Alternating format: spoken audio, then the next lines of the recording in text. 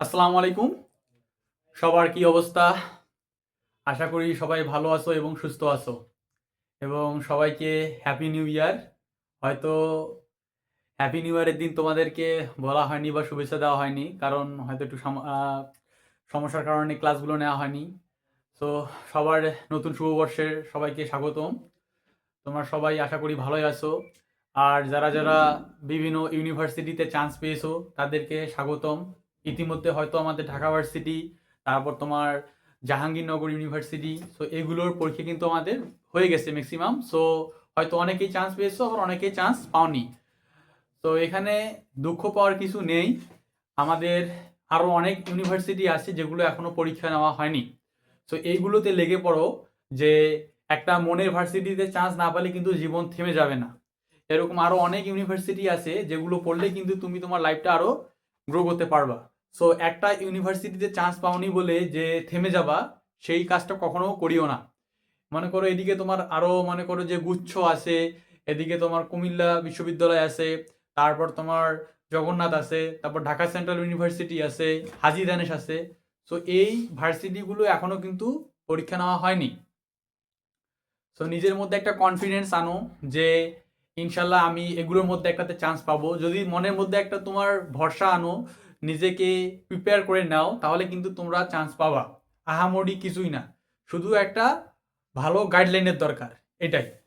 তো সবাই মনোযোগ সহকারে পড়ালেখা করো, আমাদের পেজটা ফলো করো, দেখো আমরা কি পড়াচ্ছি না পড়াচ্ছি সেই বিষয়গুলো দেখো। আমরা যে তোমাদের পেজে, আমাদের পেজের মধ্যে যে শিটগুলো দিচ্ছি সেই শিটগুলো পড়ো, ইনশাল্লাহ এখান থেকে তোমরা পরীক্ষা কমন পাবা। ঠিক আছে? সো আজকে আমরা একটা নতুন অধ্যায় শুরু করব, সেটা হলো কি কারক ও বিভক্তি। কারক ও বিভক্তি শেখার আগে আমাদেরকে প্রথমে বিভক্তিটা শিখতে হবে, তারপর আমরা কি কারকে যাব। কারণ কারকের সাথে কিন্তু বিভক্তি কি আমার ইনক্লুড থাকে। ঠিক আছে? তাহলে যদি আমি বিভক্তিটা ফার্স্টে না শিখি তাহলে কিন্তু আমাদের কি প্রবলেম পড়তে হবে। যদি এখন আমি এই বিভক্তিটা শিখে ফেলি তাহলে কিন্তু কারকে আর আমার কখনো সমস্যা হবে না।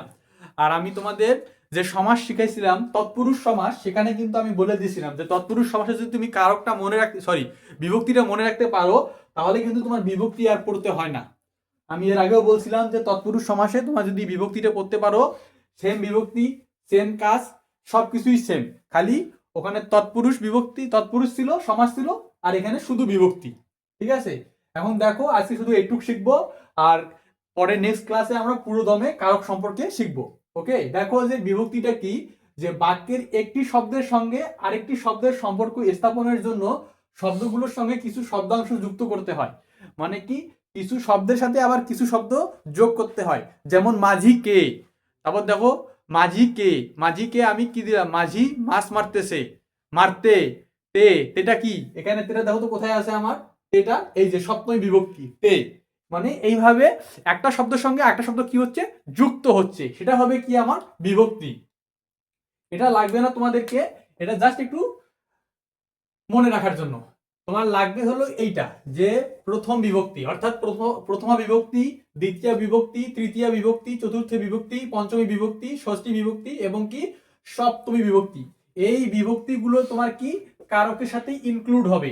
কারকের সাথে মানে একটা সেন্টেন্স দেওয়া থাকবে যে মাঝি মাছ মারতে পারে, এটা কোন কারকে কোন বিভক্তি, এইভাবে প্রশ্ন হবে, তখন তোমাকে অ্যান্সার করতে হবে। তাই তোমাকে ফার্স্টে কি শিখতে হবে, বিভক্তি। তার আগে এগুলো একটু মনে রাখবা, অর্থাৎ কি মুখস্থ রাখবা। প্রথমা বিভক্তি শূন্য বা অবিভক্তি, শূন্য বা অবিভক্তি। তারপর কি দ্বিতীয় বিভক্তি কে রে এরে, কে রে এরে, মানে শব্দের সাথে কি বলছি দেখো, প্রথমে লিখছি যে শব্দের সঙ্গে আরেকটা শব্দের সম্পর্ক স্থাপন করে, তাহলে কে রে এরে। তাহলে দেখো তো দেয়া যায় না যে, আবার ওইটাই বলি ফুলকে,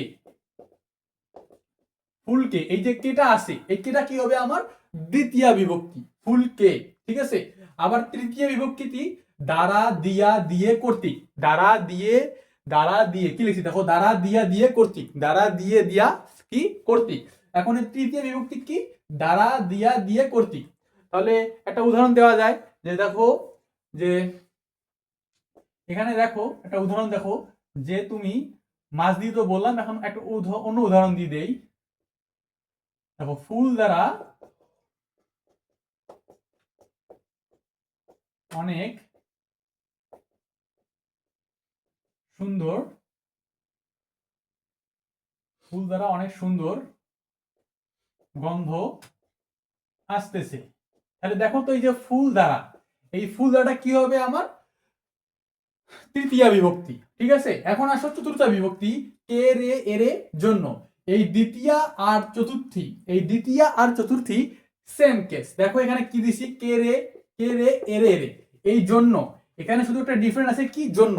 যখন আমি তোমাদের ফুল ক্লাসে যাব, অর্থাৎ যখন কারক আর বিভক্তি শিখাবো, সম্প্রদান কারণ, অপদান কারণ, কর্তৃকারক এগুলো শিখাবো, তখন আমি তোমাদেরকে এটা বুঝাই দিব যে দ্বিতীয়া কখন বসবে আর চতুর্থী বিভক্তি কখন কোথায় বসবে। ওকে, এটা নিয়ে ঘাবড়ার কোনো প্রয়োজন নেই। এখন আসো পঞ্চমী বিভক্তি, হইতে হতে থেকে চেয়ে। তারপর ষষ্ঠী বিভক্তি কি বলছে, র বয়বিন্দু র এবং কি এর। আর সপ্তমী বিভক্তি কি বলছে, এ অন্তসি অ তে এতে কাছে মধ্যে। ঠিক আছে, এই আশা করি তুমি এই যে এই 7টা বিভক্তি এটা একটু মাথায় মনে রাখবা, যখন কারক শিখাবো তখন এটা মাস্ট লাগবে। তাই এটা আমি তোমাদেরকে আগে দিলাম, এটা সবাই একটু মুখস্থ করে রাখবা। যখন আমি তোমাদের লাইভে আসবো, যখন এমসিকিউ শিখাবো, তখন কিন্তু এই কারকটার কিন্তু বিভক্তিটা মাস্ট লাগবে। কারক তোমরা বুঝতে পারবা, কারক আহামরি কিছু না, কর্তৃকারক এমনি, কর্তৃকারক যে কর্তা কাজ করে সে কর্তৃকারক, এগুলো অনেক ইজি। ঠিক আছে, কিন্তু ভেজাল বাজার হলো তোমার এই বিভক্তি। মানে যখন একটা শব্দ তৈরি, বাক্য তৈরি হয়, তখন ওই শব্দের মাঝে কোনটা বিভক্তি কোনটা কারক এটা বুঝতে কিন্তু একটু কষ্ট হয়ে যায়। ঠিক আছে, তো তার আগে এইটা একটু মনোযোগ সহকারে মুখস্থ করে নিবা। আর এটার আমি পিডিএফ দিয়ে দিব।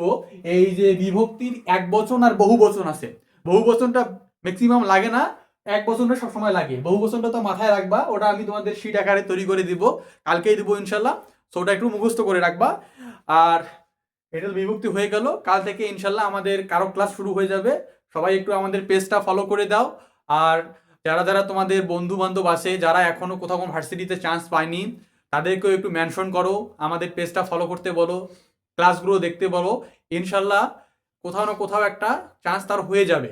ওকে, তো সবাই ভালো থাকো, আল্লাহ হাফেজ।